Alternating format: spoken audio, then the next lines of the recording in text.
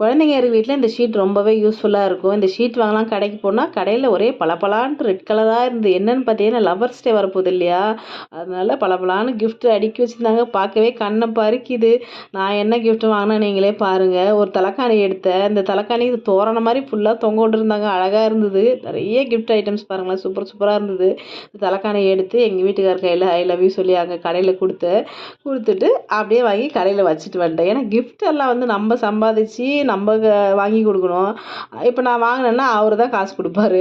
அது எதுக்கு அந்த கிஃப்ட் கொடுக்கணுமா அப்படின்னு நான் எதுவுமே வாங்கலை. எல்லாத்தையும் நல்லா பார்த்துட்டு அப்படியே மீன் மார்க்கெட் போனேன்.